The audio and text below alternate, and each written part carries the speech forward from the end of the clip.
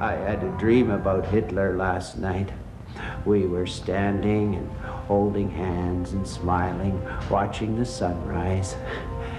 He is going to be an important man, Pat, perhaps as important as me. I'm going to meet with him. What do you think about that, Pat?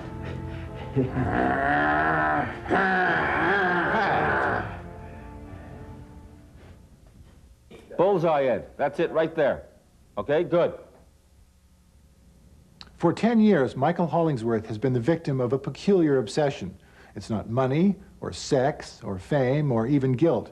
Rather, it's Canadian history. He's just completed his 7th play on that very subject. It's called The Life and Times of Mackenzie King. Now, a play about Canadian history, well, that doesn't sound like the sort of thing that's going to jolt you forward in your seat. But hang on.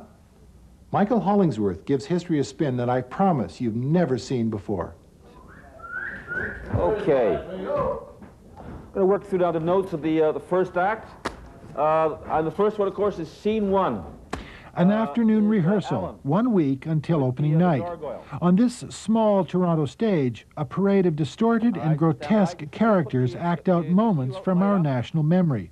It's part vaudeville, part living cartoon, a sort of historical laugh-in. Like that? All right, let's just take it to a black mark. What I became fascinated by was a character that had taken all the maxims of Machiavelli and became that incarnate, that the most perhaps vicious character that's ever walked the stage of Canadian society was Mackenzie King. Mackenzie, when you're working the dog in scene 69 with Pat, keep the tongue in the mouth. Michael Hollingsworth has used Mackenzie King's idiosyncratic diaries as the main source for his play. A record of my sins. I suffer from brain fatigue. And his diary is like a Joycean work of literature. It's everyday political events merged with his erotic fantasies and dreams and reveries, all mixed up together. It's an act of surrealism to read it. His public image and private reality, they are so completely different. You would not think, in fact, it was the same person. That's right.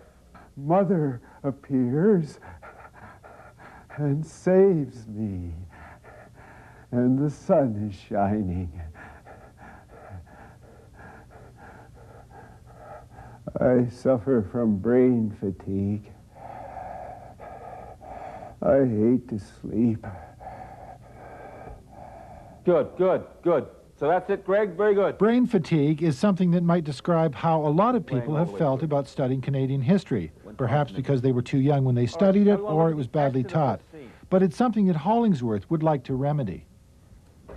Getting over the stereotype that Canadian history is dull and colorless and boring is tough. It is so ingrained. Excellent. Well done. That's 5 seconds. Okay. So, and with the audience, you want to give them information they can learn from, but also you want to entertain them in a major way, and making the piece almost like a giant Sesame Street for adults, with the oversized props and fright wigs and so forth, is a way of getting them into it. Here's an unorthodox piece of entertainment. Hollingsworth resuscitates King's dead mother as a hideous, recurring hallucination.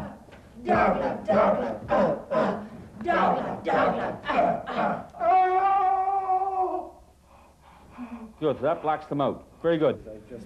Yeah, we can depart from that. Okay. Like that. As the opening approaches, everyone appears calm. But remember, there are 164 scenes in this play. They come at you in short blasts. Timing is everything. But these actors have been down this road before. They've been working together for 20 years, and they seem to feed off the potential for catastrophe. Get out of there. It's too horrible to look at. That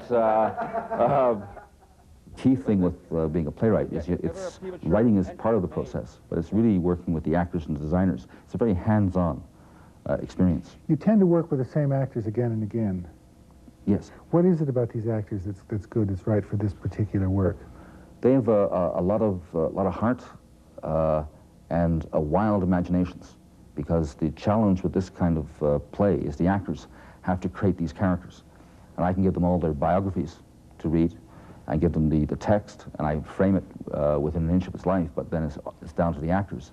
He encourages you to experiment, to try things, to, if a scene isn't working, he'll let you go, he'll let you add a suggestion, give a suggestion that will inspire him to take it somewhere But else. 9 out of 10 times, paraphrasing, the text is better 9 out of 10 The text is better 9 out of 10. You're not absolutely sure what the person ahead of you is going to say until it all gets set in the last, you know, 3 or 4 days. Michael also said that in 22 opening, years in theater, he's never left an actor hanging on stage, and that's very true.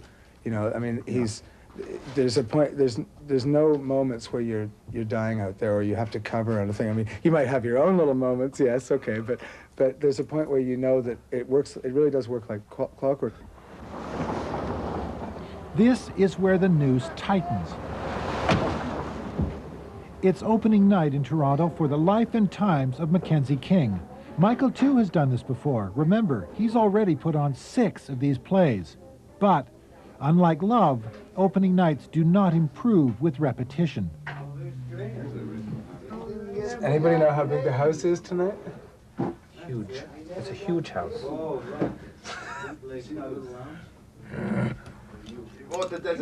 Under an umbrella of quiet fluttering, the ritual unfolds.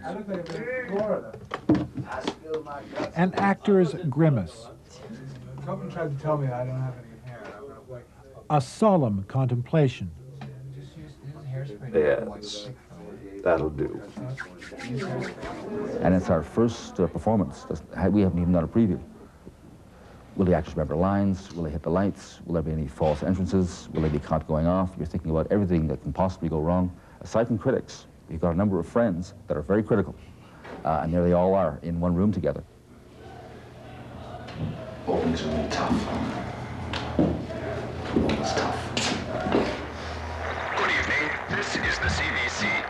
October 29th, 1929. Black Tuesday. When we think of the 1930s, you think of FDR and the New Deal.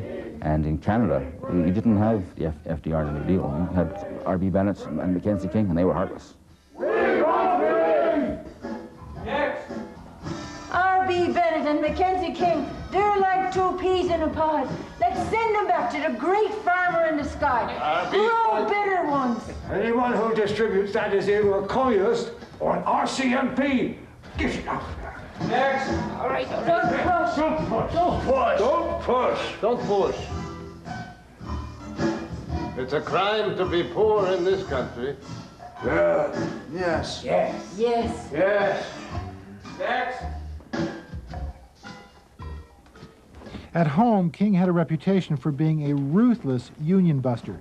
He admired the emphasis on order in Nazi Germany. It impressed him. In 1936, he held a meeting with Germany's Foreign Minister von Ribbentrop and Adolf Hitler. This is a moment that is not underlined in traditional Canadian history books. You know, I was in Canada once, at Banff. Have you ever been in Banff? No, when I take a vacation, I go to Florida. I was not there for a vacation. King, in German, King is Führer. Really?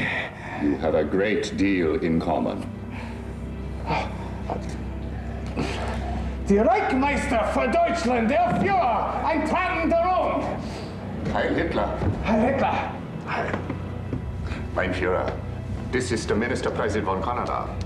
Ah, Canada. So bewohnt. Ist still so dumb, I sag das Ding. Yeah. Ja. He says you are a great man. Really? He's honored to meet you. A gift from the Führer. King. Oh, thank you. I am going to put this beside the picture of my mother. It is a very special place for me. Canadahausen. Ja, again. We are building special recreation camps, and we will name one after Canada. We will call it Canadahausen. I feel at home here. Perhaps one day you will come and visit Canada. Perhaps one day we will.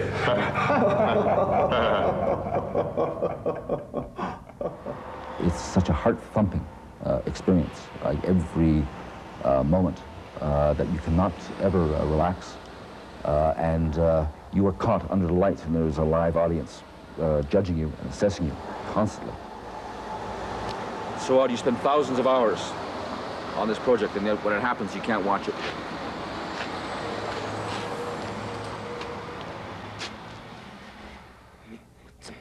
I want to speak to my mother. I want to speak to my mother. Here comes Mother. Adolf Hitler is a monster, Willie. A monster. Don't believe anything Hitler says, Willie. She doesn't like him. Where he goes, disaster goes. He is war and death. You want proof, Willie? Yes. Gaze into the crystal ball, Willie. Oh, Willie. Gaze into the ball.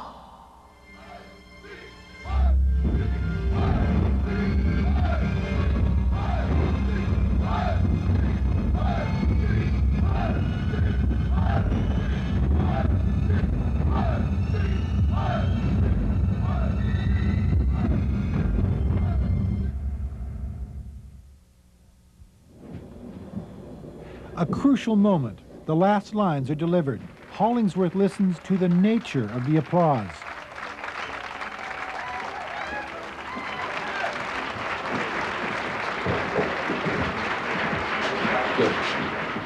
This is the look of a man reprieved from execution. For the first 6 parts of the history cycle, I was praised and criticized, and I'm sure part 7 will have its critics. But I mean, one of the great ironies of Canada is that it's probably the only country in the world that has not dramatized its own history. So one, in fact, is doing like the obvious.